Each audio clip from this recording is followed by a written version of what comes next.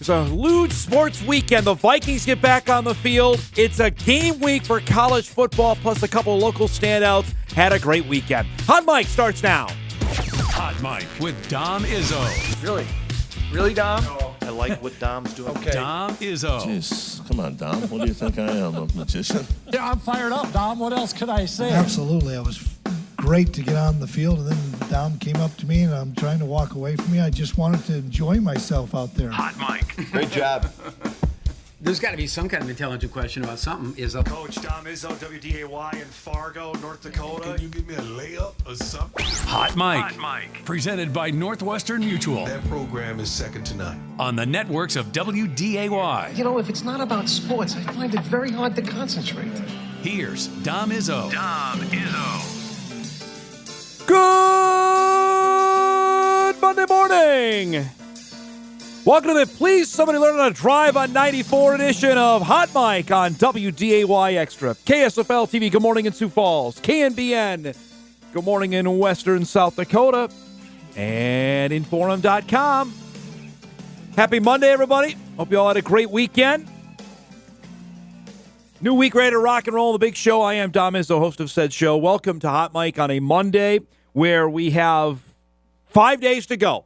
And then we actually have college football back on our television screens. As I tweeted out on Saturday, just under a week to go, sickos, which for those of us that are excited about the opening week of the season, it's almost here. We're going to get to that coming up later on in our program today. A lot happened over the weekend, which we'll do our best. Those that were entertained with preseason football, more power to you on that. The Vikes played their second game, lost to the Patriots on Saturday with their backups in. I'm not sure if we got any clarity of who the backup quarterback is going to be for the Vikings. I think it's an open door that maybe Max Brosmer makes this roster. Sam Howell didn't do anything really to cement himself. Brett Rippon played okay in the game with New England on Saturday. We'll get to that coming up later on in the show. Yeah, I've mentioned off the top, it was a great weekend for a couple of local athletes on the baseball diamond and on the golf course, which we'll get to as we salute our best of the weekend coming up in just a little bit.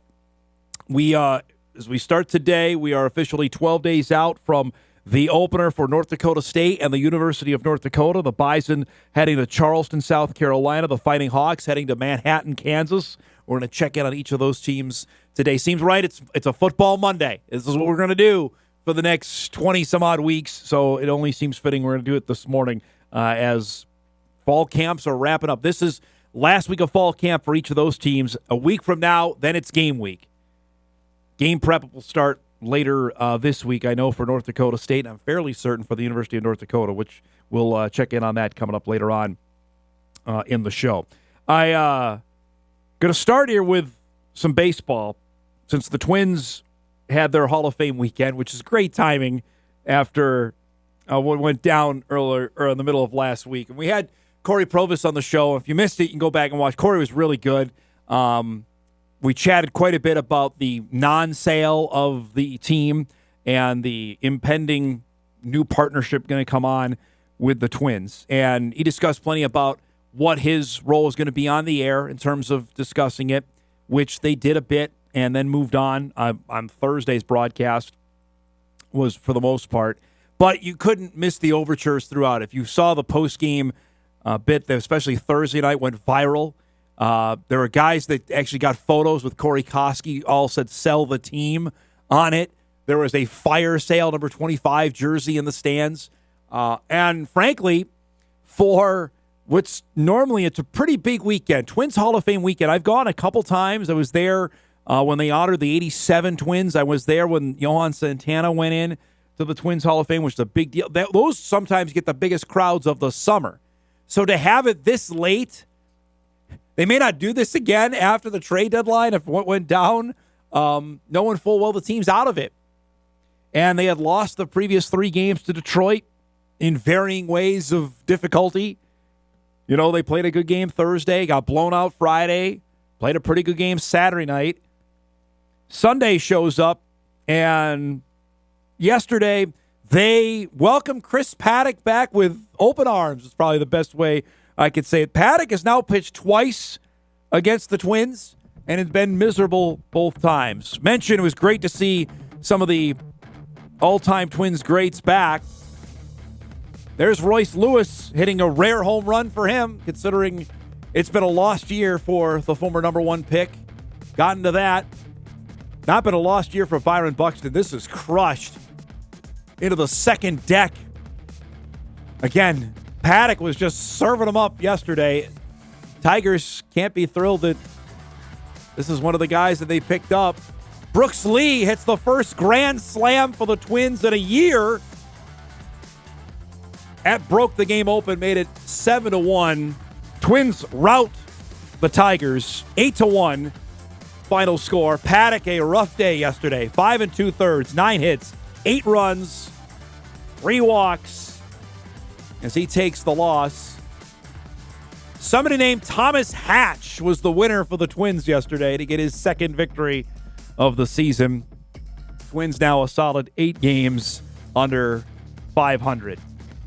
We're going to do this, though, just on Mondays for the rest of the baseball season since the Twins are out of it, just to update where the playoff standings are.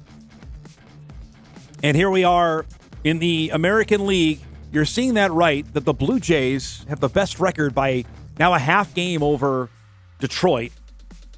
Houston leads in the American League West. Wild card is about as tight as you can get. Red Sox and the Mariners have identical records. Boston has the tiebreaker on Seattle, and then the Yankees are a half game back. That will be fun to watch over the next 5 weeks of the season. And then you see the Guardians and the Royals. Remember last year that the American League Central had all those teams make it. Remember the Guardians made it, the Tigers made it, the Royals made it last year. Now maybe just one team in the American League Central in 2025. That's what the AL looks like. The National League race, also a runaway right now. Milwaukee finally lost a game yesterday. The Brewers lost to the Reds. The Phillies are up, was it 5, I believe, on the Mets now? And the Dodgers sit third. Those are the top 3 division leaders. The wild card race, Cubs, Padres. The Mets finally won a ball game. Actually, they've won 2 in a row. Break them up. And they're a game and a half ahead of Cincinnati and then St. Louis. There's only 7 teams above 500 in the National League. Not great. So that's the playoff race as it stands on the 18th of August. We'll update this again a week from now. Be interested to see if anything changes there between today and next week. I would say there are some intriguing storylines going in. That wild card race in both is dynamite. Both leagues looks pretty good there, especially in the American League where you've got Red Sox, Mariners, Yankees all within a half game of one another. So pretty good stuff. The headline last night, and we'll save this probably for tomorrow. I just need a little bit more runway to fully despise what I heard out of Rob Manfred. Was on the ESPN broadcast last night visiting with Carl Ravitch and the broadcast team on numerous topics. One was the upcoming media rights package that they opted out of with ESPN, and maybe ESPN's back. I'm going to tell you now, you're going to need about 18 different channels to watch baseball games next year because Apple TV is going to be back in the mix. NBC, I think, is going to be in with Sunday Night Baseball. Netflix might be in there with a home run derby. It's a whole other deal. But the big deal that he mentioned was, about expansion, which we haven't expanded baseball in nearly 30 years. The Diamondbacks and the Rays were the most recent expansion teams. That was 1998, folks. I mean, hockey's added 5 teams. Football's added at least that many. Basketball's added a couple and will. Baseball's been stuck. So you could draw your own conclusions on that. But he also said about realignment, and that got the baseball nuts, myself included in that, all up in arms because there's the potential, and we'll play the clip tomorrow on the show on. Manfred mentions about lessening travel, that American League and National League could be just donezo.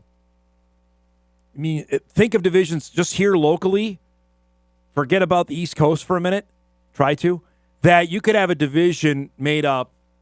Think of it like football. You could have it with Milwaukee Detroit, and granted, this is like the old days because the Brewers were in the old American League West.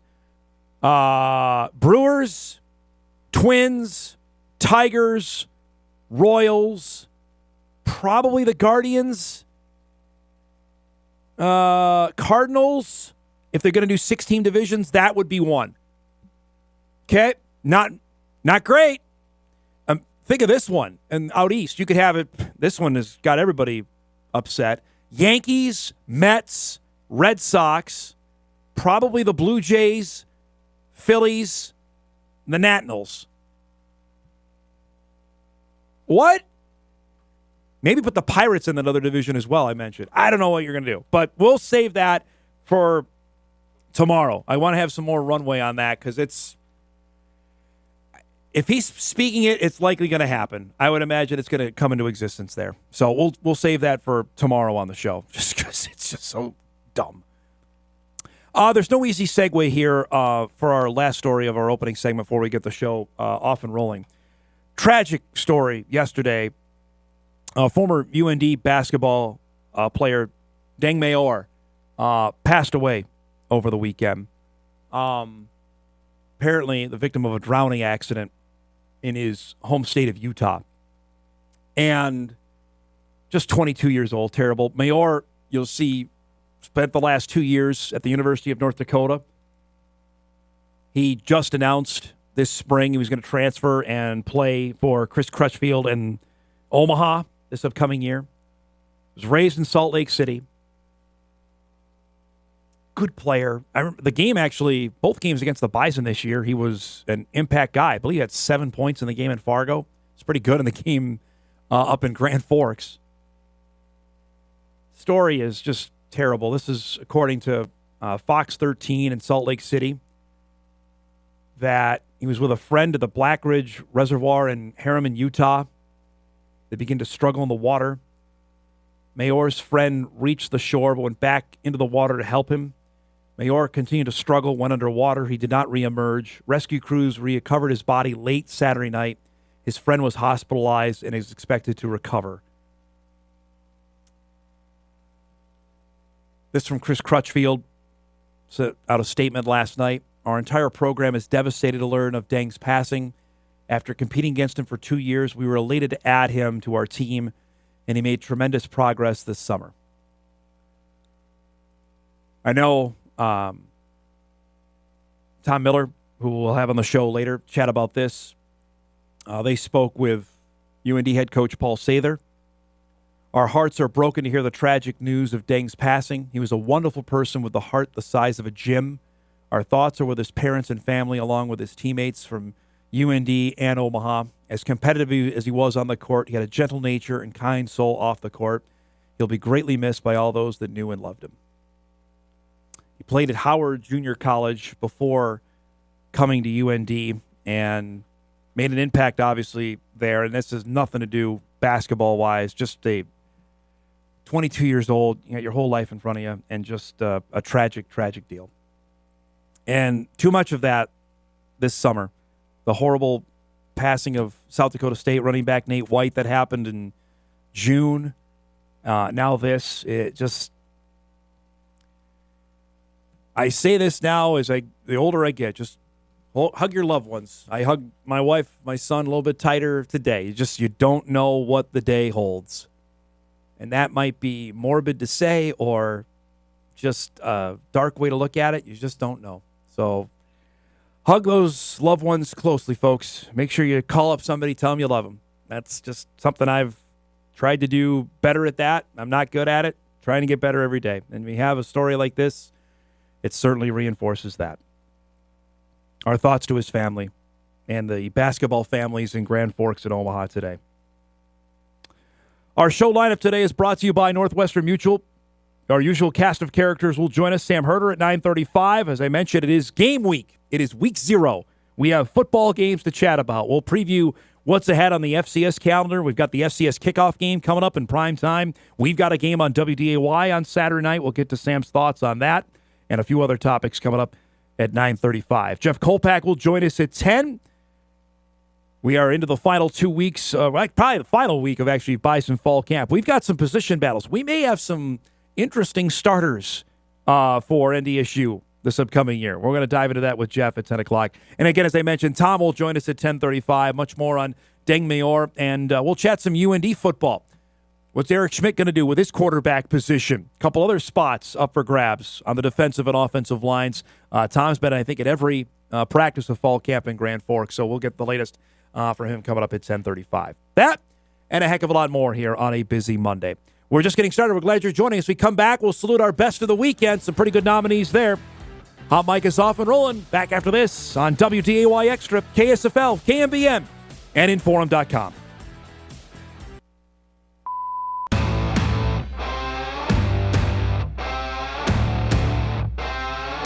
All right, we do it each and every Monday. We salute our best of the weekend. Some great nominees. Appreciate we got some sent into us over the weekend.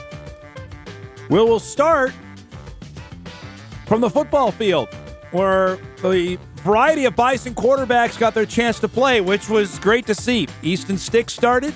Trey Lance got some run. Cam Miller played a little bit. Not a great start for Easton Friday night.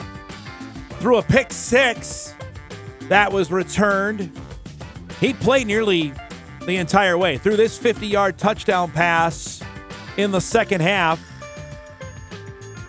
Trey Lance looked really good again. Remember, the Chargers played the extra preseason game because they played the Hall of Fame game. Trey has played 3 games and looked really good in all of them. This one on Saturday night against the Rams hit that bomb. He went 7 of 15 for 121 yards. Both of these throws are really good. That one on the money there. He also ran it 4 times for 25 yards, and the Charger 1-point loss to the Rams. Miller, I don't know what the Raiders are doing with their QB deal. He barely got in the game. Late in the fourth quarter, he completed 2 passes. He also threw an interception. The interesting part, Aiden O'Connell, who's trying to be the backup to Geno Smith, while John Spytek, the Raiders GM, was in the booth, threw a horrendous interception. Spytek said nothing. He was speaking glowingly of Cam. Actually, that's a zinger over the middle there. Cam was 2 of 6 for 25 yards with an interception in his time out there on the field. Although this news this morning may not be great, Bison fans will remember the name Ben DiNucci, former James Madison quarterback, who tweeted out this morning that some news, I'm signing with the Falcons. The source is me. That's something to keep our eyes on. Obviously, Easton Stick is there. The Falcons have their own QB issue to work out with whatever they're going to do with Kirk Cousins. Michael Penix Jr. we know is the starter. That may not be great news for Easton, so something to keep our eyes on here. Cuts are coming. Some teams have already started to do it. More will happen. The final preseason games begin on Thursday. We'll wrap up on Sunday, and then we're done with preseason football. A week from tomorrow, the cuts come to get everybody down to 53 guys on the roster. So, mixed bag for the Bison QBs. Saw Chris Board actually had a couple tackles for the Giants and their win over the Jets on Saturday night. To remember that Chris is playing there in his, 8th or 9th year in the National Football League. He's had a great run. He's going to make the Giants roster. Saw Zach Johnson got signed with the Lions to up the offensive lineman now in the National Football League. No tackles out of Jaden Price or Eli Mostert. They faced each other yesterday in the Jags-Saints game. So one more week of preseason ball, and then we'll see. Right now, the number is 20 Bison on NFL rosters. Let's see a week from now where we're at on that. So the golf course, one of my favorite events that I used to cover when I was anchoring the sports, especially on the weekends, long before we had a 5:30 news. The Pine to Palm Golf Tournament out in Detroit Lakes. 93rd edition, I believe, at Detroit Country Club over the weekend. It is a grind, folks. The tournament starts on Tuesday. They have 2 rounds of qualifying. Then the match play begins. 64 players make it to the match play, which starts Thursday, down to 32 Friday. They play 2 rounds on Saturday, round of 16 in the morning, quarterfinals in the afternoon, and then yesterday, semifinals in the morning, championship in the afternoon. Shout out to friend of the program, Josh Persons, Fargo, North Dakota's own, who battled all the youngsters and took home the title over the weekend. In fact, he may have played his best golf on the weekend. This, from yesterday, he won 8 and 7. For those that don't know golf, that's the equivalent of like 62-3 to win the Pine to Palm yesterday. Congratulations to Josh, who has played in a handful of U.S. Opens. He's all over the place. That he's had some great success. That one will rank up there as a great victory that he's had. I mean, when we talk about beatdowns, he did that against some of the very best young talent that we have in the area. And the fact he beat Ben Wood yesterday out of Missouri, 8 and 7. So we don't even worry about the back nine. Like, if I was still anchoring, this would have been a dream. The match started at 2:30, was done by about 4. Could have stopped somewhere in DL, had supper, come back and anchored the sports. Congratulations to Josh. That was awesome. Absolute beatdown yesterday. He just keeps playing great golf. I imagine we're going to see him at the Bobcat coming up here in a couple weeks. And that truly is the end of the summer when we get to the Bobcat Open. Remember, this year they're playing the Bobcat at Rose Creek. Finally, to wrap up Best of the Weekend, this was my favorite story of the weekend. We made our annual jaunt to Newman Outdoor Field on Saturday night. Did the fam. Jackman got to see Hawkeye again. He was pumped about that. Got a new Red Hawks hat, which actually is pretty sweet. I wanted one for myself. And we're at the game. Beautiful night for baseball. Wasn't warm, anything at all. And I'm looking at the starting lineup on Saturday night on my phone on the Red Hawks Twitter account. I'm like, Haran. And I looked like, it's Tommy Haran. Like, when did he sign with the Red Hawks? Fun story about that. He signed that day. He was, as the great Eric Peterson wrote the story, he was at the lake on Saturday. Coast calls him because for Bison great Peter Brookshaw got hurt. They needed a guy. And Haran's like, sure, I could be there. Comes in and makes his pro debut. The fun part about it, Courtney taught Tommy in high school. Here he is playing second base, making the great turn in a 5-4-3 double play. Then, later in the game, a dynamite game that went extras, he comes out, he's at third base. Hawks were down here 2-1. Tag it up. He scores the game-tying run. The Hawks would eventually go and win the game in extras on Saturday night. How cool is that? He's the all-time hits leader in Concordia history. He was a dynamite player for the Spuds. He said, when he got the phone call, I think the first words I said, are you serious? It's a once-in-a-lifetime opportunity. It's a dream come true. This isn't going to be something long-term. He's going to enjoy every part of it. Coach said it's basically just for these couple games, a perfect opportunity for Tommy to go in there and have some fun with it and hopefully help us win some games. Well, he did that. He's been playing for the Moorhead Mudcats, the town ball team.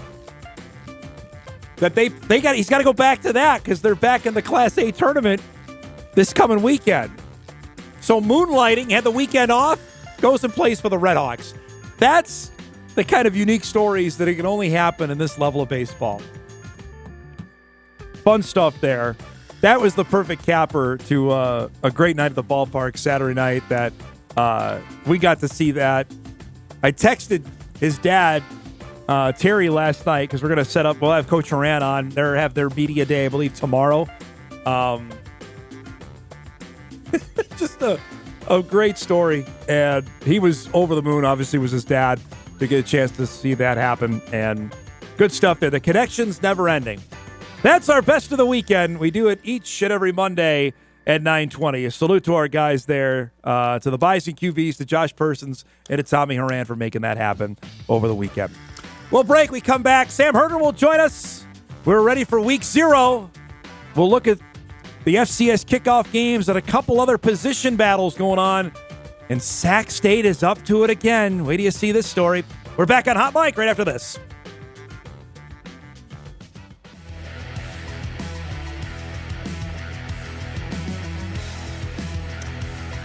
Welcome back, everybody. Hot Mic off and rolling, new week. Jeff Kolpack will join us about a half hour. We'll get this update on what's going on with Bison football. Tom Miller will give us an update on UND football about an hour from now. Each and every Monday, we have our next guest join us, and I tweeted it at him. He's one of the sickos and be excited about week 0, which is just a few days away. This is the last true week 0, folks. Enjoy it, because next year we're going to have week 1 of the FCS before the FBS get into the party. As Sam Herder joins us from Hero Sports, BetMGM. All right, what's your favorite week 0 moment? You have one that stands out in here. The Bison-Montana game probably comes to mind, at least for me. Yeah, that's probably the number 1 game. Yeah. But there's been, what was it? Eastern Washington and Sam Houston. Yeah, that's right. Yep. That was a wildly entertaining game. Even, I believe it was it NDSU Charleston Southern? It was the week 0 game. Yep. That was another one. Yep. And then I think it was the next year's when they started playing it at a neutral site, which, that's an ESPN decision, and they got some sponsors, and so they moved it to a neutral site. But, it's at a neutral site again, UC Davis, Mercer, in Montgomery, Alabama. That's probably the best matchup we've seen in Montgomery. Two quarterfinalists from last year. Yeah. I don't know where things are at, if they're ever going to move that to a home site or not. But, Mercer has a pretty decent home atmosphere. If you would have played that in Mercer, I think you would have had a better atmosphere. But, it is what it is. Mercer head coach Mike Jacobs actually going to be on Hot Mic on Thursday. Looking forward to that, to chat about the game and getting started this early. For these teams, they've been going, Sam, for almost a month now. I'm really interested to see how this, you got Incarnate Word and Nichols. That's a conference game. We talked about this last week or maybe 2 weeks ago with the Big Sky decision to start next year. They're going to play conference games in week 0. I'm really interested on that because this is a big game out of the chute. I'm not sure how good Nichols is going to be. I think we're all convinced that UIW is a top 5, top 6 team, but you don't want to mess around with a conference opponent in week 0. I just don't think that's a good idea.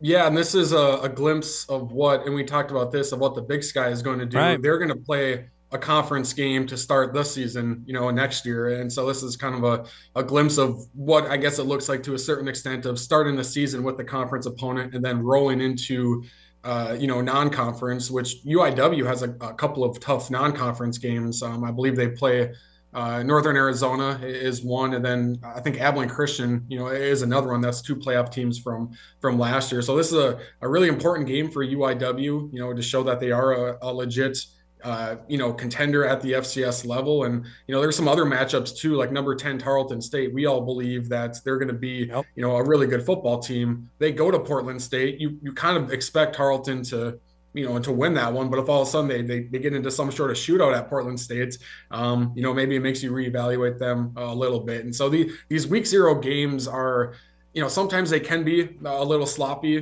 just execution wise, and, maybe some nerves because all of these games are on national television. But it's a good glimpse, overall of some of these teams. And we have 4 ranked opponents playing. You have UIW number 5, Tarleton State number 10, and then UC Davis is number 8, playing number 11 Mercer. So overall, I think it's one of the better week 0 slates we've had. The noon kickoff in Thibodaux, Louisiana on August 23rd might be gross. I'll just say it like that. That is not a conducive to maybe a good football playing, as maybe the best way to phrase it. Well, the things people will do to get on national TV. So that's the time slot they got. And even right after that game, Portland State, are they ready to host ESPN and nationally televised games? So I don't know. It's like you said, it's gonna be some real sickos watching some of these games, but I'm looking forward to it. Yeah, for UIW, this is again I don't know if the bellwether mark for them. We know they're good. We know they've got some really talented, standout, electric players at the positions, at skill positions. The question is not on Nichols. It's for them down the road, because we saw they made the quarters. South Dakota State did whatever they want against them. How do they take that step? They made the semis, remember, with Lindsey Scott in 2022. How did they do that? If they have the team this year or not. I don't know if we're going to find out on Saturday. That, to me, is the great question mark for them as we get to November. Yeah, and it seems that UIW is, to a certain extent going all in on this season because they've landed, some big time FCS transfers, guys who were all conference guys. I mean, they got, the Southland Conference Player of the Year from a couple of years ago, at running back to come in. They got in Cheaton James, an FCS All-American wide receiver from Idaho State to come in. They got, I want to say 5 FCS transfers on the defensive side of the football that were all conference, level guys, including another guy, from Nichols and Tyler Morton, who was an All-American a couple of years ago. You couple that with, for the most part, retaining a lot of their talent, whether it be, their, a few starting offensive linemen or their All-American wide receiver from last year, Jalen Walthall. Wow. A good chunk of their defensive production coming back as well. 11 defensive players who played 250 or more snaps. And so they are super experienced. But as we know, offensive line wasn't where it needed to be last year. No. Defensive line wasn't where it needed to be. Wasn't where it needed to be last year. I don't know if they did enough to address that to put them right up there with, the North Dakota States, of the world. But, certainly the talent they have on their roster is really, really impressive this year. I'm counting right here, 5, 6, 7, 8, 9. There's 10 games Saturday. That's fantastic. But now I will remember just, to moonlight for a second, the Sam Houston Eastern Washington game was it. The Bison game with Montana was it. And the bigwigs saw it, said, hey, there's people watching, there's money to be made, and then invaded this, and this is what we're left with now. Yeah, it was the FCS spotlight for a while, and then FBS moved into it, and you had to get it's sort of a waiver to a certain extent to play in week 0. You needed national television games to move to week 0. But yeah, like we talked about, the FCS will move fully into week 0 next year, and then it's only a matter of time before the FBS also moves in. And we can take that Thursday national TV window, and we can get more money for that. Okay, let's do that. Move aside FCS. Here are some of the games. We made a graphic of the games coming up. As we mentioned, there are 5 FCS games. The ones we mentioned, the Incarnate Word Nichols game. Tarleton and Portland State will follow at 3:30 on ESPN2. The Davis-Mercer game comes up. That's at 6 o'clock on ESPN. I'm intrigued in this just for both these teams. They both lost a ton, Sam, and they're ranked where they're at from what they did last year. In your mind, which team has the better trajectory to be as good as they were last year, Davis or Mercer? I think UC Davis, the more I look at them, the more I like. Obviously quarterback and running back are big time question marks, but UC Davis has, it's either 5 or 6 3-star quarterbacks in their quarterback competition right now. Now, all of those guys come from California, and with camps and all that, it's easier to be a 3-star quarterback in California compared to North Dakota or Idaho, for example. But still, the talent level in that quarterback room is immense. And, with Coach Plow, he's an offensive genius, and you expect them to get good quarterback play no matter who they go with. It kind of sounds like Caden Pinnock is going to be their guy. He's only a redshirt freshman. He's battling with Grant Harper, who's a 6-year senior. So if Pinnock can beat out Harper, that goes to show just how talented he is. But you look at UC Davis's offense, they returned 5 starting offensive linemen, and they returned their leading receiver from last year. They have a first-team all-conference tight end coming back as well. And so the talent is there offensively. And then defensively, they do lose a lot of production, but they bring back the Connors brothers, who are both All-Americans. And then they brought in 4 all-conference FCS transfers. And UC Davis is a school that doesn't really bring in a whole lot of transfers. Just, there's some academic things that make it a little difficult. But when they do bring in transfers, those guys usually hit really well. Like David Myers last year was an All-American linebacker. They brought him in from another FCS team. So they landed some FCS transfers that are pretty much plug-and-play guys, a couple guys from the Ivy League, coming in. So I think they have a chance to reload defensively. But then offensively, like I said, if their quarterback play can hit, they're going to have talent around them. They're going to have one of the more experienced offensive lines in the FCS. And so I think Davis has a chance to reload just fine and be right where they were last year. Well, prime time for that game, 6 o'clock on ESPN, which is also a smart move because that game's been played during the day, and nobody watches that. It's on ESPN. It's football. I don't know what the rating. If they get 1 million people, that'd be pretty good. I don't know if they will, knowing what else is going on Saturday night. But that's the time slot. If they're going to do it, play it then. Yeah, and I mean they'll go head to head pretty much with NC Central versus Southern. Yep. You know, that game's on ABC. Yep. You would imagine the ABC game will outdraw the ESPN game. And, you know, plus the MEAC SWAC Challenge is really entertaining. They played in Atlanta, I believe. They'll get a good crowd there. You know, Southern was a top team in the SWAC last year. NC Central, you know, is typically, you know, a top team out of the MEAC. They have their starting quarterback coming back in Walker Harris. So that should be another exciting matchup as well. You know, in today's day and age, you can go dual screen. And so I imagine a lot of FCS fans will be watching both. I mean, obviously UC Davis Mercer kind of has higher FCS national implications just with it being a ranked matchup. But I think the Central versus Southern game should be an entertaining one too. And if you're really sick, you can watch CBS Sports Network Saturday night. Sam Houston plays Western Kentucky. There's a couple of old FCS schools. So if you want to go down that road, you can watch that one.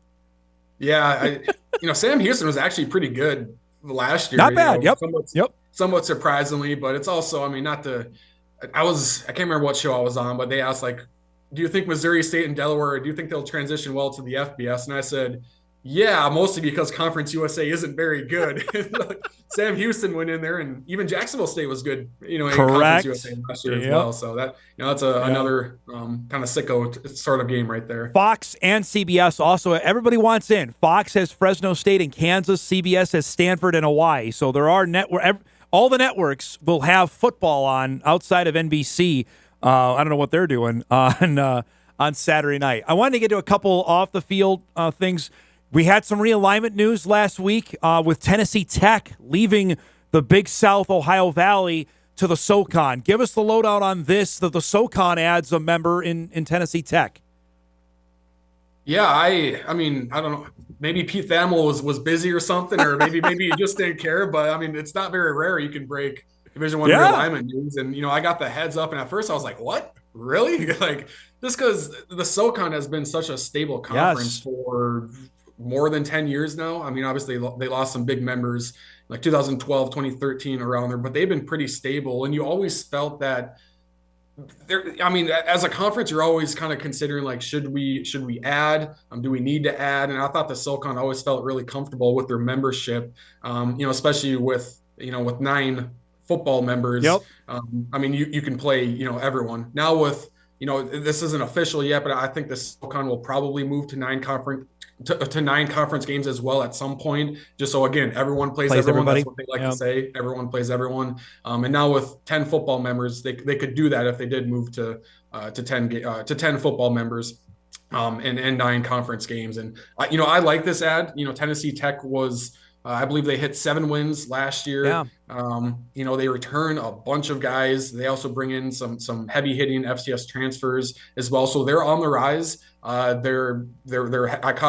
talked to the head coach last week. You know, he loves their president. He loves their new AD. They're aggressive. They're funding things well. They're renovating their football stadium. I think they're expanding it. They're renovating it for next year. New facilities going up. And so I like the trajectory of Tennessee Tech. Plus, they're a high academic school. So all in all, I think it's a really good fit for Tennessee Tech and the SoCon. And, you know, one of those moves that made you go, okay, you know, I see how this makes sense on all fronts. SoCon already has 2 Tennessee schools, obviously in Chattanooga and East Tennessee State. So geography works there. I'm intrigued to see if they keep getting better in football, that helps the SoCon. Your informal poll you put out, fans voted the SoCon as number 3 conference. I don't, in all of FCS, I don't, with maybe the United Athletic, I think they're right there. It's a good discussion, but they may be coming back. It's been a while. The SoCon might be getting its legs back underneath them. Yeah, I think, I mean, the CAA this year, I still think is going to be decent, but once they start losing members, they'll be dropping off. I like the UAC, what they're doing, but I think the SoCon is right there, you know, as well. They're kind of like we talked about, everyone playing everyone and kind of the top to bottom, you know, parity in that league, you know, I think makes it fun, but at the same time, it's like if the number 7 team in the conference beats the number 2 team in the conference, you can spin that as, oh, that shows like our number 7 team is really good. But from a national perspective, that really sets the number 2 team back as far as their playoff positioning. And like the Furman team a couple of years ago, they were without their starting quarterback and running back. They lost to like VMI or Wofford, and that pushed them way back in the seedings. And they had to go on the road and went to Montana in the quarterfinals and nearly won. If you get that game at home, Furman's probably in the semifinals, but they lost that game to a bad SoCon team, and that sets them back. And so I do think the SoCon is strong. I think top to bottom, it's as competitive as not the strongest, but it's as competitive as it gets. But you have to kind of have a sort of separation at the top to set yourself up in the playoffs and host those quarterfinal games instead of getting sent to NDSU every other year and losing by 16 to 20 points. Last thing for you, the NCAA, FCS are going to have their preseason press conference. I think they started doing this 2 years ago, I want to say. Obviously, there's a new chair of the FCS playoff committee. Anything you'd like to ask or get out with the move to Nashville? I think tickets are going to go on sale here in early September, which Bison fans will want to know with a new city. What are you interested in asking about when this press conference comes up on Thursday?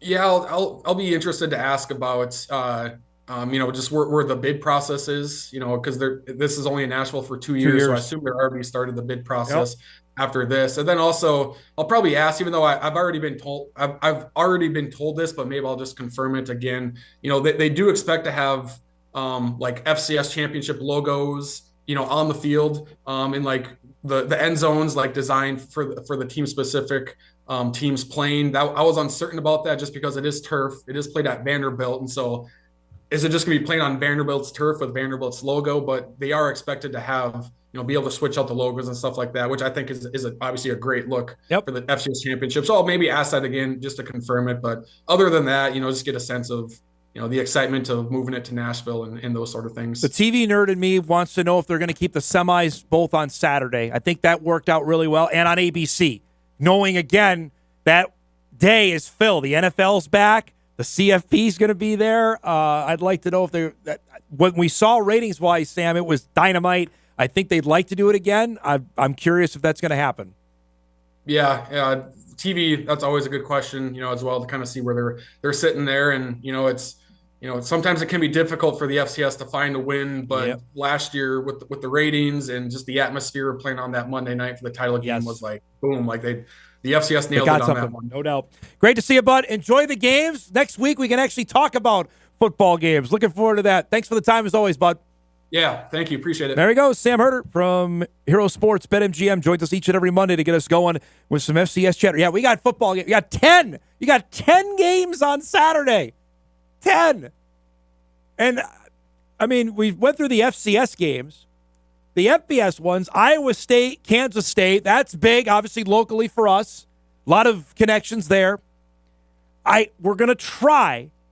We did this, Eric, how many years ago did we have Andy on from Ireland? That we did like 3-4 years ago when Nebraska played over there. We're going to try and do that again on Friday to have Hot Mike live in Ireland to get us ready for the season. You got Idaho State, UNLV. Not great. I don't even know if that's on television.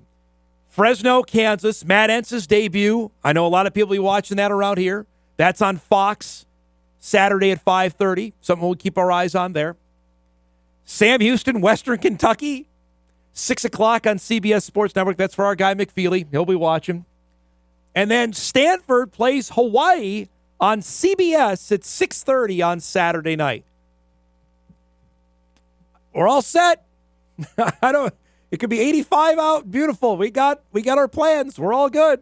We got college football back on Saturday. Looking forward to it. We'll take a break. We come back. We'll wrap up our first hour. Got a couple emails to go to. Kolpack coming up here in a few minutes. We roll on a busy Monday. Glad you're joining us. Back on Hot Mic after this.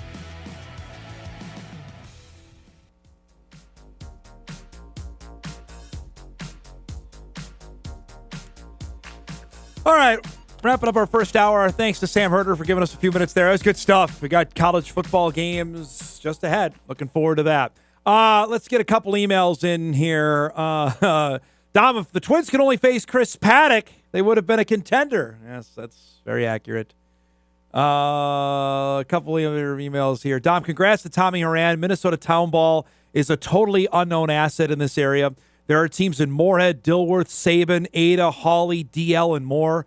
North Dakota has many amateur teams as well. Very good baseball by mostly players with college experience, just guys who love the game. My son is in his 30s and still competing. It's good stuff. I mean, that's ultimate phone call. Hey, can you come?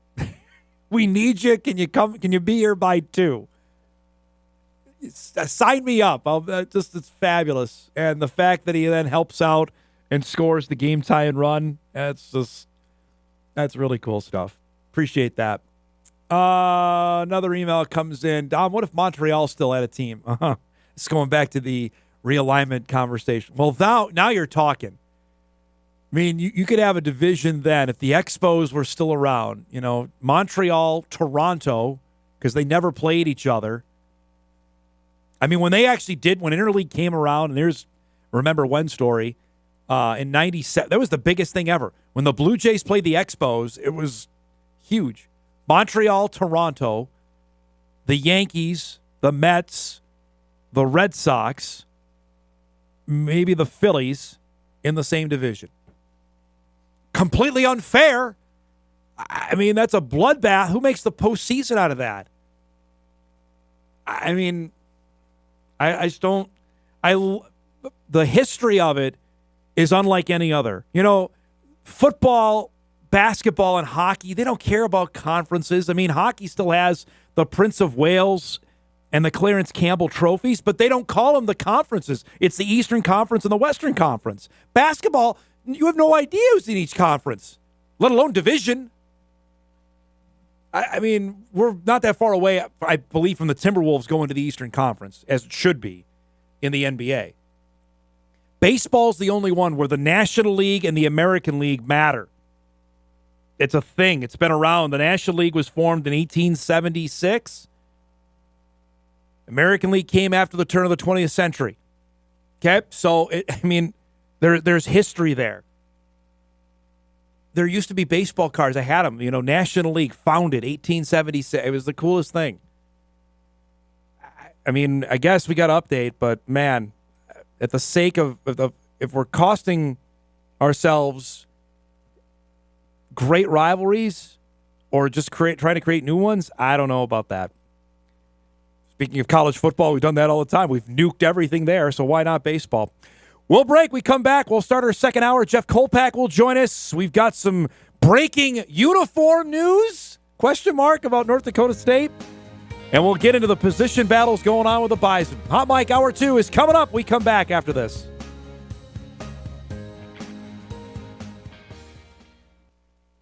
This is Hot Mic. Hot Mic. On the networks of WDAY.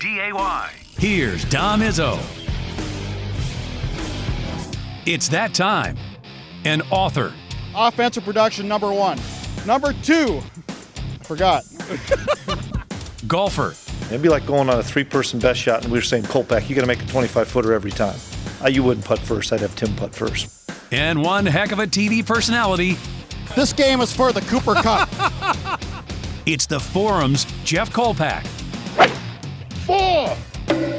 I should have yelled 2. All right, here he is. I'm looking at our analytics. They skyrocket when Kolpack comes on at 10 o'clock on a Monday. His appearances are brought to us by Northwestern Mutual. Appreciate that. I think it's time for a new intro. Really? Well, that's Chris Kleiman pre-stressed from college football. That's fantastic. I don't want to change that. That was Brock Spack, Illinois State from 2008. 2012, if I remember right. Whatever, that's a classic. close. I'm not going to mess with that.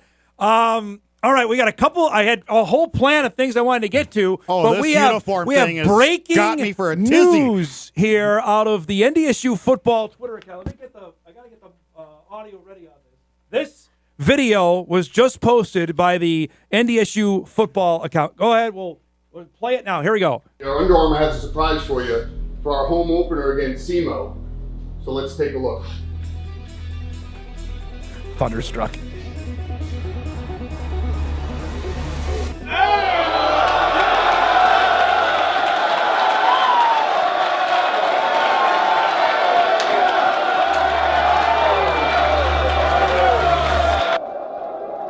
That's it. Well, it's obviously something they've never seen before, right? Right. That's the only thing. It's got to be all white, or is it green helmet, white, or? Okay, so let's go. Your first. The yellow was already unveiled in spring, so that one I've gotten that reaction. You're right. Your first point. Let's just hammer that for a second. Okay. It has to be a look that they've never worn before, right? So they've done obviously the green, white, green. They have done all green. They have done the yellow, green. Well, I want to talk about that in a second because that's actually applicable for the season opener. We were there for the Under Armour unveiling press conference. We talked to Polasek about different helmets. We specifically brought up the white helmet, and there was and he didn't disagree. There was a grin on his face. Yeah. There was just something. I'm not making this up, folks. There was just something there. I think you're onto something. If not all white, then maybe green helmet, white jersey, white pants. But that reaction would lend me to believe that they're doing something that they've never done before. You know who would be really happy about an all-white look at home? You know, the whiteout like everybody does? Yep. Shields. Apparel sales. Everybody's got to run out and get their white jersey. Yep. So I know people who work at Shields, and they say on Saturday, and he goes, and they say you wouldn't believe it. Yeah. People go in there on Saturday morning and spend throw $500 on just stuff. Well, we were remember they had a press conference about the Harvest helmet. I'll never forget that when they introduced that. Craig Bowlby rolling over in his grave. He's not even dead yet on the when the Harvest helmet came out. Oh. But how big a deal that was. You remember we did the gold jersey. Bull detested it. Remember? Because if they lost in it, he was going to go burn them in that dumpster behind the dome. If it's all yellow, guess who my first call is going to be? Yes! Craig Bull. As he said to me, that come on, Dom, that's in our open to start Hot Mic, that is in reference to my question about wearing all Dom? yellow. Really, Dom? That was 2011, 2012 callback. I'm serious. It will be my first call. Or text or whatever. So, but my only counter to the all yellow, it was the spring showcase. But not everybody saw it. Well, I mean, you know what I mean? And only half the team wore it. Raja Nelson, I asked him about it at fall camp 2 weeks ago. He said, "I'm still leading the charge. You know, Code Green the defense has had the all green look. Why can't the offense have all yellow look?" So they are begging us to dig into this. Oh, absolutely. Yeah. I had actually stuff to do today. I know. And now it's now. I got to figure out that. So we'll see. Now, on other ridiculous uniform content, you tweeted this out Friday. The Citadel, speaking of all white out, is going to do that for the Bison game to start the season. They're going to wear all white, meaning NDSU has to wear darker jersey. We've dug into this. The Bison are going to wear the gold, an old school look. They have not done this in 10 years.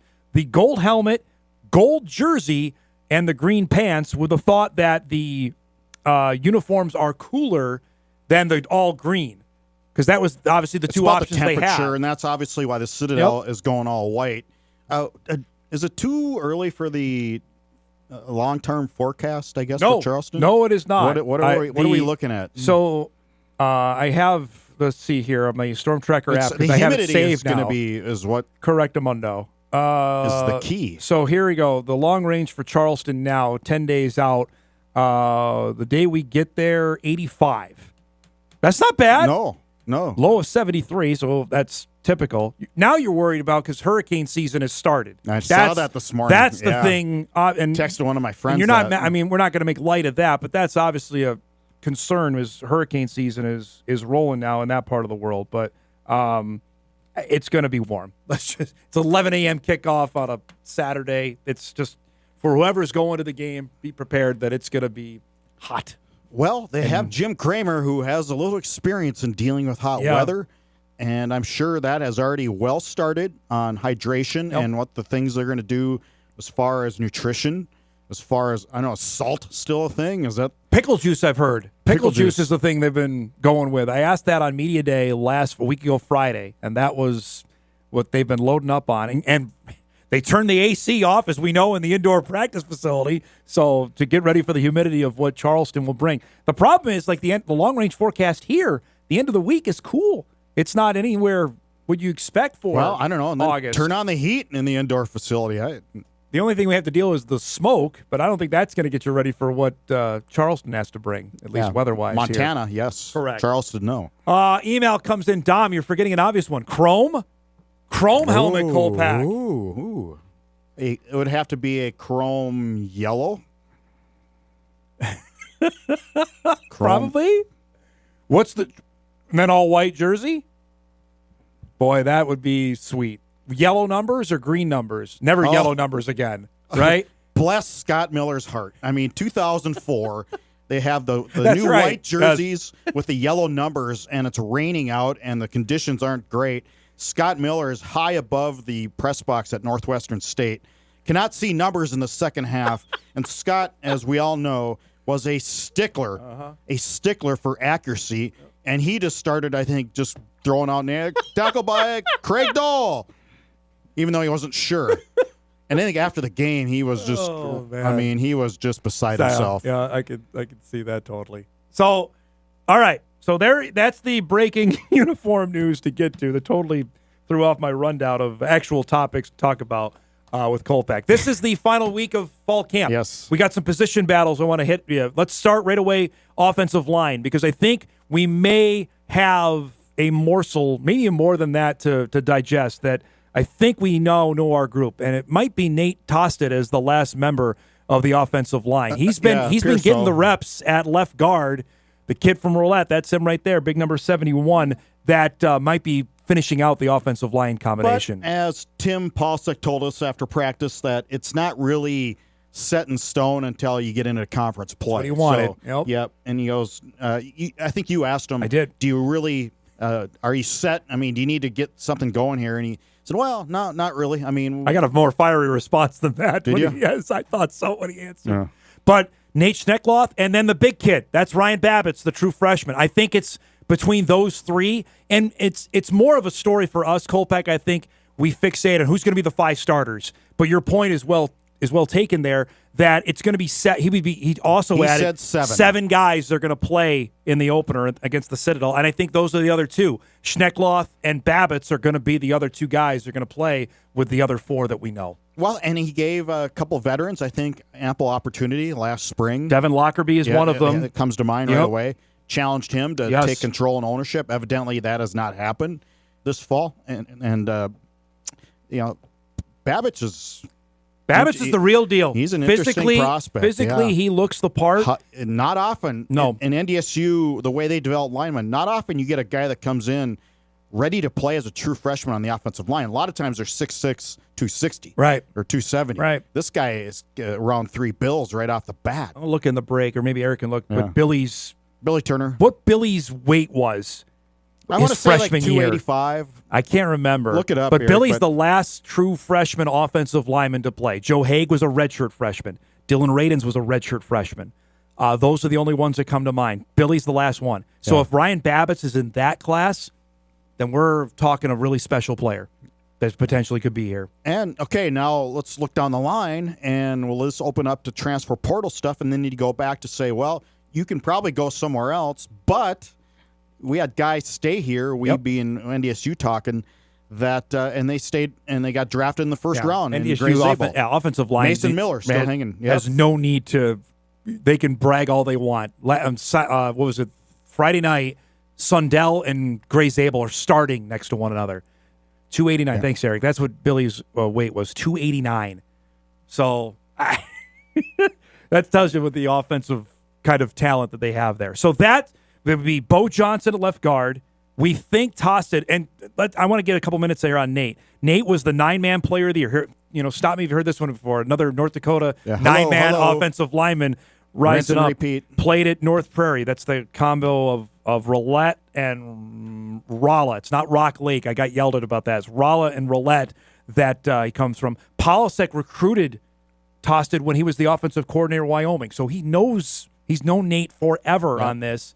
This was Kansas State was sniffing around too on Tosted before he was the first to commit for the Bison class of 2024. Then you have Fraley, Empey, and then Josh Magan looks like he's really took a stranglehold at right tackle. That would be the Bison starting offensive line at the Citadel. Is it big enough? Do you have to be as big as you used to be? And I was told no. Yeah. And in talking to coaches, that with the different schemes now and the way things go about, you don't have to be 310 anymore. But you do need to be strong, powerful, and You got to explosive. move. You got to be able to move. And I think Nate has shown that. I think that's a smart. I always thought he was a tackle. And I don't know what the difference is there to move inside. We've seen that happen plenty. How many times has that happened?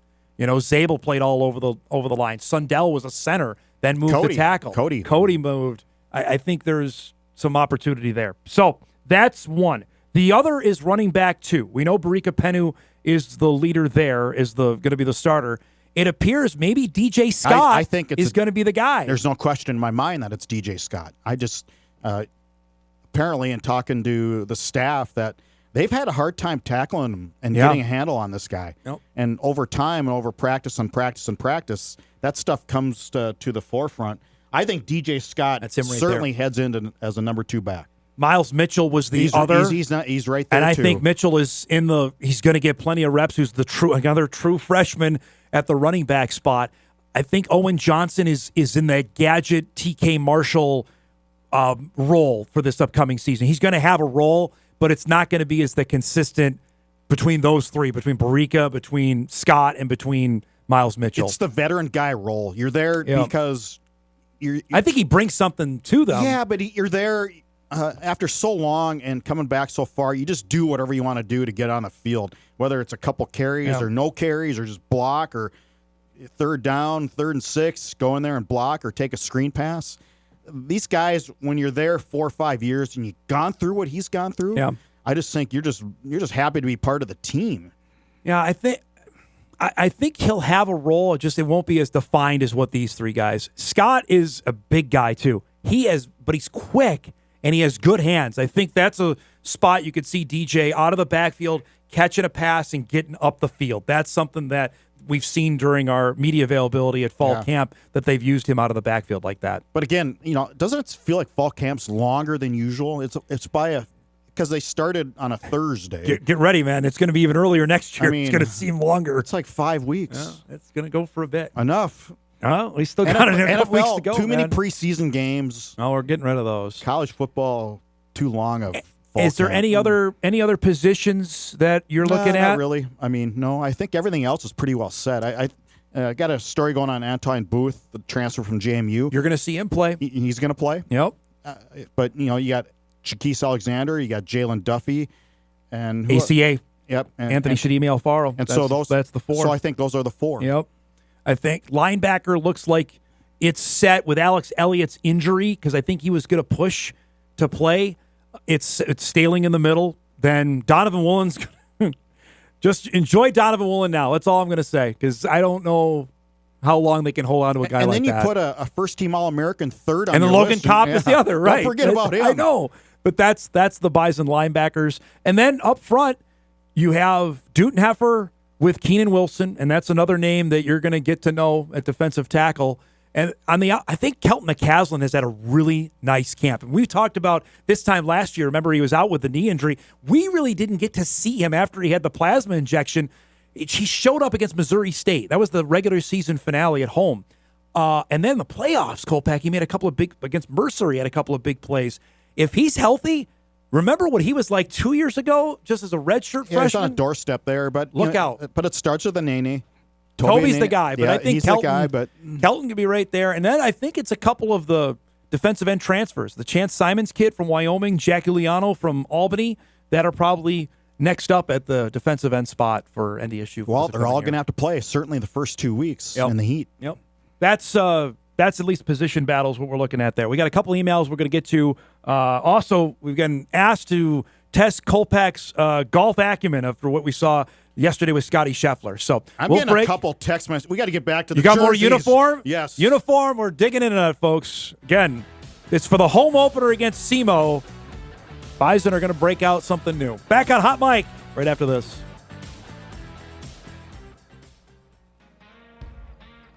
Oh, the sleuths are at it. First, we have another email coming. I'm going to read this one because this is pretty good. Hold on, I gotta find. I have my email sound. They've moved everything on my computer here. Here it is. Dom, can you ask if Kolpack was wearing jeans in your Bison preview show that was on TV last night? Yes, Halberstadt jeans. I think we have a shot of it from our there on the right. Halberstadt jeans? Really? Yeah. I didn't know that. Yeah. All right, you're looking sharp there. They don't like it? Thrilled about that. They don't like the jeans look? They didn't like the jeans look. I don't know. All right, let's get back. The Twitter sleuths are out, Kolpack. Yes. It's got to be all white with the cold emoji. There was that in the video. The cold emoji. Cold emoji was there. And then somebody had a white. So there was, Dom, there's a white arm sleeve. Can we replay this again? I'm going with a white out. Okay. There was at the very end. Where? Let's see it. At the very end of the video, there is a player who's obviously modeling the uniform in front of the whole entire team. There has a white. Oh. Oh. Would it matter? Don't they have white arm sleeves for like the normal jersey combos? That's what we're left with, folks. That's what we got. I think you're onto something. You've sent out a couple messages. I've been quickly rebuffed. I've been talking about it for 2 years. The all white, right? The all white combo. It may be longer than that. I think they had white helmets in the 60s. I'm pretty sure. Yes, they did. Like 62 when they were 0-10. Now, the only thing I would go on this as well, you'll remember, I think it was 21, the opener there, they wore the 1965 throwbacks. I thought they were fantastic. And they were great. They looked awesome. Would that get that kind of reaction? If they were wearing like a throwback jersey? They already did it. No. Well, what kind of throwback jersey? Like that, I guess, if they like dug up the whole white helmet. Yeah, I don't know. Well, it makes sense to me, too, because, A, the reaction of the players. Yeah. B, it's something that tied into tradition, which is what I think would sell to the alums. Yep. Raising money for some new uniform combo. So those two factors alone, it's no yellow green. All right, let's see it. We got more evidence. Oh, this is so fantastic. They've been digging into it. What else did you find here? Well, so if you look like at his arm, you get. There's a little white. Yeah. So it's probably right top left corner. See that right about his arm, right there. Yep, right there where the mouse is. Yep. That's it. It's got to be the whiteout. Yeah. Well, for the home opener, they're going to have the banner raising. It's not necessarily a highlight opponent. Well, you got to do something Missouri in SEMO, so yeah. Man. Just wait for Shields like a couple days before to drop the spoiler because they'll be selling the product. I don't know if they're going to ruin this. How many times, if McFeely's watching this segment, how many times has he rolled his eyes at you and me? This one to the back of his head, and they're staying there. They're not coming back on that one. But again, this is what people. NDSU was literally the last in the party. I'll never forget when we did the gold jersey, how Bull was just clenching his teeth the entire time, but they had never done it before, and they did that, and then. They've never lost in them, Kolpack. They have never lost in the gold jerseys. Yeah, Craig, very traditional. Goes back to Wyoming and gets rid of all that stuff that they did that and goes too. back to the brown and gold. All right, so that's what we got there. I do have a couple other emails I wanted to get to, golf-related. Another one that I wanted to read. Domke, yes, Jeff, how historic is Scotty Scheffler's year? Is this comparable to Tiger Woods in 2000? Yeah, I saw a stat watching the tournament yesterday where he's got how many top 25 finishes in a row? And last person to do that was it Tiger? And then somebody, maybe Rory did it one year or something. But it's been a while. It's just ridiculous. This shot yesterday was the creme de la creme of everything that he chipped in, and literally his reaction was just so mundane. Like, I knew it was going to go in. Well, it's the timing too. He had a one-shot lead, and this is what champions do: one-shot lead going into 17 and ends it right here. Yeah, it's just a certain gear that this golfer has that others don't have. A calm way of doing things when the heat is on. Listen to this. This is his last 13 finishes. Ready? 2nd, 4th, 8th, 1, 1, 4, 7, 6, 8, 1, 3, 1. What? I wonder how much money is that, too. I saw somebody throw out this idea, and this would be better. Because now Scheffler starts already 10 under par for the Tour Championship because he's the leader in the FedEx Cup points. this idea was thrown up by a golf writer, and I love it. Said, have Scotty start at 10 over and see if he can still win it, which he probably could. Put a challenge to it. Right? He Right. probably still could come back and win the thing. It's just, I watched that live yesterday, and I knew he was going to win anyway before he made that shot. Like, come on, man. You know, the only Just amazing. difference, I think, right now with him and what Tiger did is Tiger had more of a flair about him. He had more he had more of an entertaining value to him, where Scotty is more by the book and like, again. He won 2 majors this year, and he almost won the Masters. If Tiger would have hit that shot, there would have been the, you know. That's not to say that people don't go crazy for this guy, but No. it's just his demeanor is not that of. And he had the press conference of, a month ago where he said golf isn't the most important thing to him, and that's fine. But I think for those of us that follow the sport, he's just a machine, man. You just set your watch like, okay, 5 o'clock on Sunday, Scheffler's going to win, and that's what happened yesterday. Just so steady. Yeah. Just One so last steady. golf thing, and we mentioned this on our best of the weekend. Shout out to the old guy, Josh Persons dominates at the Pine. He won 8 and 7. You're in golf. What is the equivalent of an 8 and 7 in like football or basketball? What did the Bison beat Murray State 59-6? Yeah, 59-3, something like that. Something like that. Yeah. Yeah, That's the equivalent, right? Something like that. I mean, you didn't even get to the back 9. Yeah. You played 2 holes on the back 9, and it was over. That guy's won everything. Congratulations to Josh. That's pretty good stuff to win the Pine. And I like that some of these pro golfers who have come back to the area and now they got real jobs and getting their amateur status back. Yep. It's good for local amateur golf that the best players in the area are playing the tournaments. Yes. It's good for local golf. It's good for these college players to go against somebody who had Played been everywhere. in the wars. Played everywhere. Correct. All right. This is how it works at the big boy level, folks. Yep. And who did he play? Is a college player. Ben Wood. Ben Wood out of Missouri he played. And so these college players are getting a little dose of what reality is like at the higher levels. And that's great for local golf. All right, you get back to the uniform sleuthing here, all right? Good luck on that, and maybe you can break it for us here before September 13th. Okay? You know, there's a few people that know, obviously, and they are already, they're Ziploc. There's how many people you think know?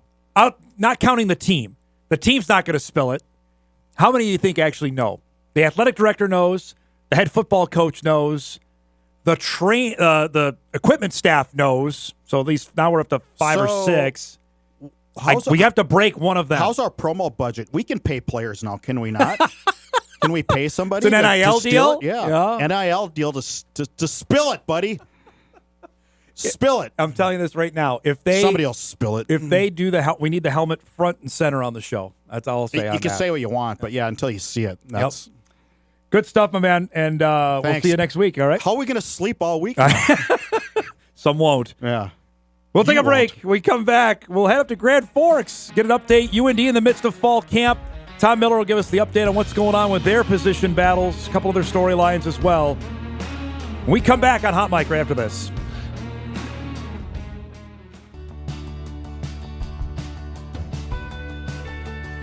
Welcome back, everybody.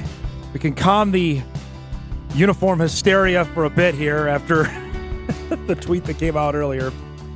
We'll save it. We got a few more emails we'll get to before we wrap up the show. I mentioned off the top, though, we're into the final week of fall camp at North Dakota State and the University of North Dakota as we close in 12 days out from the opener. Bison will be in Charleston, South Carolina. The Fighting Hawks will be in Manhattan, Kansas. It will not be game 1 for Kansas State. They actually play this weekend in Ireland. UND will be certainly watching that game with added attention, as will our next guest, Tom Miller, who joins us from the Grand Forks Herald, of course, covers everything going on with UND football, and we'll get an update on that in a minute. There's no easy segue. We talked about off the top of the show about the tragic, horrible news that happened over the weekend with Deng Mayor, a player that spent the last 2 years in Grand Forks. I remember vividly, Tom, his games with the Bison. Frankly, this year he was really good. He carved out a really good role with Paul Sather's team over the last couple of years. Yeah, you sometimes weren't sure what you were going to get sometimes with him, but he had that ability to give you a good night on any given night, regardless of your opponent, because of his length and his athleticism was just through the roof. And there were times where he was very impactful with that length, and just a brutal situation there. It's just, you see it and you know this now, being a dad with a couple of young kids, myself too, just 22 years old, just whole life in front of you. You hold your loved ones tighter. It's just a horrible, horrible deal. 100%. Yeah. We don't know how long our tape measures are. We never know. No, and for a guy that came here looking for an opportunity, and Sather has done this with a handful of guys, you know this better than anybody, that just looking for a chance to play Division I basketball, he got that, and he was going to get another chance to do it with Chris Crutchfield at Omaha. And I know just with Sather's comments last night, this is a guy that meant a lot to him, and even in the 2 years he was in Grand Forks. Yeah, you saw quite a few former teammates really rallying and had a lot of good things to say about him as a teammate, especially. Just an awful, awful deal. And thoughts to his family on that. There's no easy segue. We'll try and make one as seamless as possible. As I mentioned off the top, this is unique for UND football that their opponent is actually playing before everybody else. Give us the lowdown on how they prepared for this, knowing they get a game's worth of tape, unlike anybody else, since K-State plays in week 0. Yeah, North Dakota's really sticking with the old cliche of us against us. So you don't get a lot of comments about that. I've seen the situation play out a little bit when UND opened at Nebraska a couple of years ago. Nebraska had just come off that game overseas against Northwestern, I believe. So I think it's it can be advantageous for the FCS team that gets that second week. I don't think Nebraska was particularly sharp, but then again, that version of Nebraska wasn't particularly sharp for an extended period of time. So it's hard to say how much that impacts your opponent. This fall camp has obviously been unique with a new coach, new staff, new players. Before we dive into the position battles, how have you approached that in terms of focusing on the newness around UND football? Yeah, it's kind of a mix. It's because you have Eric Schmidt who comes back, and part of you kind of feels like no time left at all, even though he obviously had 3 stops between the last time he was here. But there is a weird thing, especially with the way the last staff was around for so long. And some of those guys were around my age, the Danny Freund, Joel Schwenzfire, Sam King. You develop such a level of comfort there, knowing who was going to be out there. And then, spring ball rolls around and it's a bunch of guys wearing UND football stuff. And it kind of felt like it was like a TV show where, there's a bunch of imposters out there wearing UND stuff that, you're not familiar with. So it's been a weird feeling out process here and taking the first steps and kind of building some of those relationships here. Quarterback obviously is the one that's going to get the attention. Normally that they brought in a transfer that Schmidt knew from San Diego State. How has that played out? And do we expect a starter to be named relatively soon? Question mark. Yeah, I mean, that's a good question. Obviously, there could be some gamesmanship in the fact that there might not be that much advantage into announcing a starting quarterback.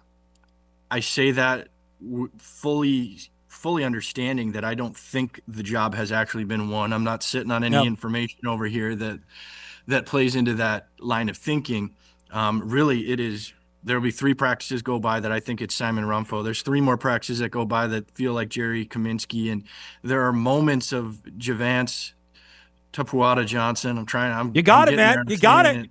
I've been working. I finally figured out how to spell it naturally. That was the first step. And he has his moments where, exactly what you'd expect. You understand why he was highly sought, and you understand why perhaps, he's trying to reboot his career a little bit, which is what you get all the time with these transfers, right? The reason that the situation exists. And I think the 3 of those guys have been taking turns, and I think they really want to run the quarterback and lean on that offensive line, but that doesn't solve the situation either because all 3 guys are in different ways very mobile quarterbacks too. Is this something you imagine this week? Like 10 days out, you probably want to know who your starting quarterback is.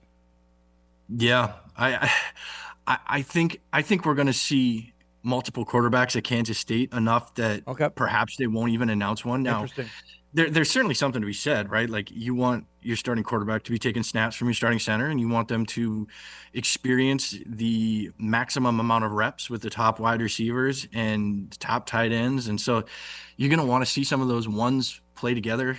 I just don't think they're there yet. And maybe maybe that quickly changes here.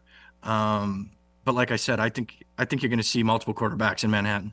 Email comes in to ask Tom about the running back transfer, Xavier Lee from Sacred Heart. How does he fit into the offense, knowing Zebarth's back, Seidel's back? Where did he carve out a role for him at running back in your mind? Yeah, the way a running back has been these days, you've got to be by committee. Nobody's really a one-man show all that much anymore.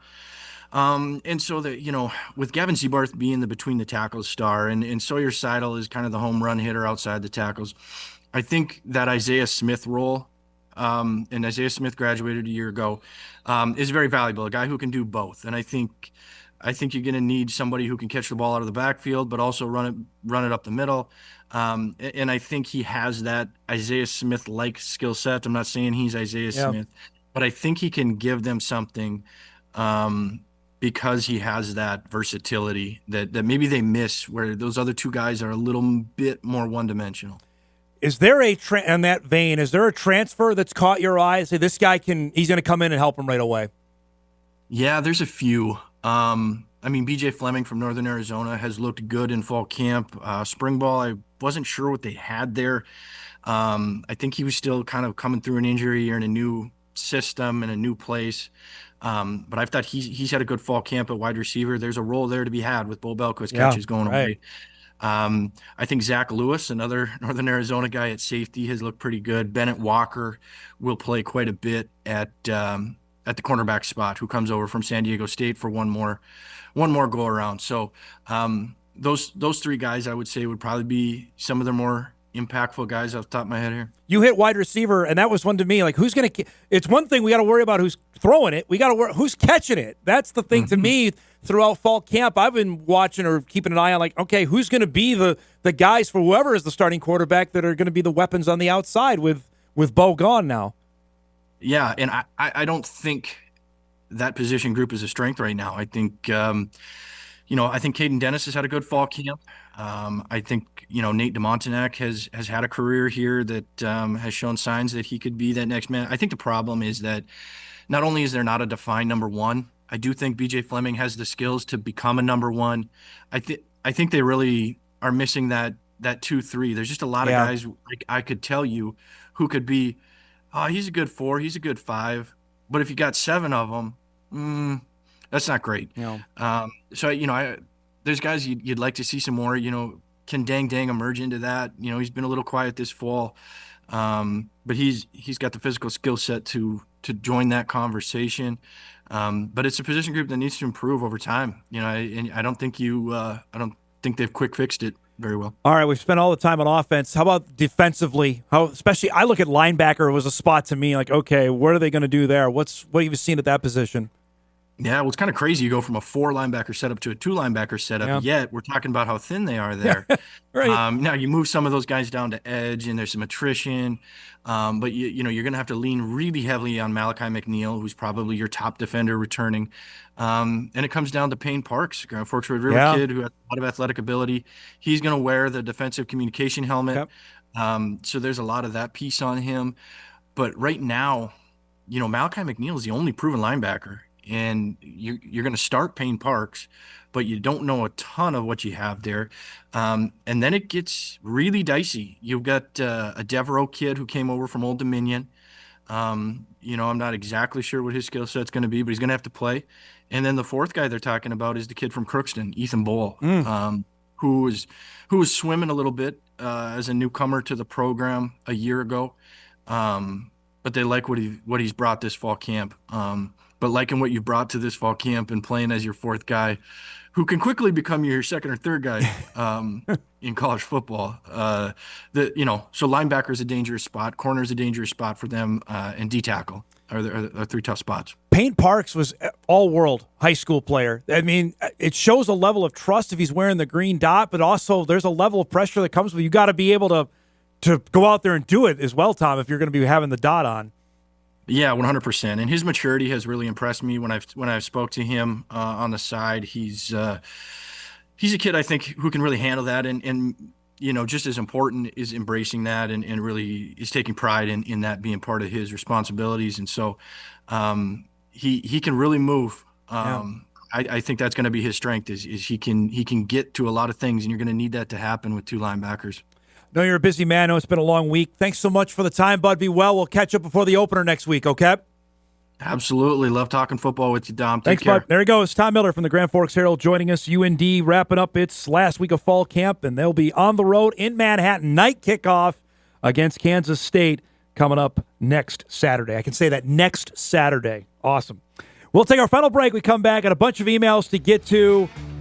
Much more on the uniform controversy, call it that.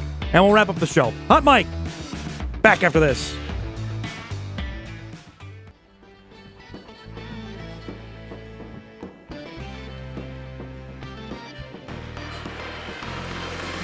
All right, wrapping things up here on a Monday. We have it confirmed. I better let Stace know upstairs immediately. Yes, Mercer head football coach Mike Jacobs will join Hot Mike on Thursday. Mercer plays in the FCS kickoff on Saturday in Alabama against UC Davis. So head coach of the Mercer Bears will be back with us. That was a great interview we had last year with him before the Mercer Bison game. So looking forward to having him back on coming up on Thursday. Okay, we got a bunch of emails to get to. Apparently I have way more golf fans that watch the show that I didn't know, which is great. Dom, there's no more staggered starts anymore at the Tour Championship. It's winner take all. That's great. Unfortunately, our guy Hoagie misses out on it, where in the past, the leader has started at 10 under, whoever led the FedEx Cup points, and then progressively was less strokes after that. So that's the different part of that. Hoagie, by the way, ended up finishing 48th in the FedEx Cup point list, so his season is over. He will not play in the Tour Championship. So the only way now to get to the Masters, he's got to whether win a PGA Tour event or get to the top 50 in the world golf rankings, which I believe he's 64 after yesterday. It was an odd year, and I say that it's so hard to get into the top 50 in the FedEx Cup, which he did. First half of the year was great. Second half was not good. So it's kind of juggling there. I imagine he's going to play a few fall tournaments starting next month to get back out there, but he'll take a couple weeks, obviously with a newborn kid as well. The challenge that went in with that, can't even imagine, but that's the update there. Dom, look at the video. This is going back to the Bison uniform deal. Look at the release video. If you go back, the outline of the state of North Dakota is white. All right, let's bring that up because you can see that. Is that something? Is that a clue that the outline of the state of North Dakota is in white? I think I go back to what the previous email we got earlier in the show, that in the tweet it has the ice cold emoji next to it. That would indicate the all white look. See that would up there at the top, that's the cold emoji, which typically would be ice. I had another email come and say, what if it's all black? Now that would be different. That would definitely be something they've never done before. That could be it too. I'm trying to think it's going to be the all white look. Just the clues, the breadcrumbs that are out there, and what the conversations I've had over the past couple of years on this topic, which were not rebuffed. The all-yellow look was rebuffed. I'm going to tell you that right now. Even when they did it in the Green and Gold Showcase in April, that one was rebuffed. This one was not. When I was brought up, I'm like, that's, we could do that. So, potential. One more email before we get to what to watch. History and tradition have no meaning anymore to the fan bases of the pro sports teams are going for. Millennial and Gen Zers just don't seem to care anymore. I don't know about that. We baby boomers are probably the only ones who didn't emphasize that enough to our millennial kids. Let's talk about the baseball traditions here, which I'm going to save that for tomorrow. We'll read a little bit more on that because of the potential division changings, realignment that could be coming to Major League Baseball. Appreciate all the emails and feedback we got today. All right, let's do some what to watch before we get out of here. Good stuff today. All right. Benell's back. The Brewers lost finally. Got a double dip with the Cubs to make up a rainout. So some matinee baseball today. 1 o'clock MLB Network for that one. The Brewers running away with the National League Central after their 14-game win streak came to an end yesterday against Cincinnati. We got Monday Night Football tonight. Bengals and the Commanders. 7 o'clock on ESPN to wrap up the second week of the preseason. And the Little League World Series rolls on. The team from Sioux Falls plays tonight, 6 o'clock. They win that, they're one game away from the U.S. Championship. Our thanks to Tom Miller, to Jeff Kolpack, and to Sam Herder. If you missed any of the show, you can podcast it later today at Inforum.com. You can watch a full replay on WDAY+. Thanks for starting your week with us, everybody. Hope you have a great day. We'll see you back here tomorrow on Hot Mike on WDAY Extra, KSFL, KMBM, and Inforum.com.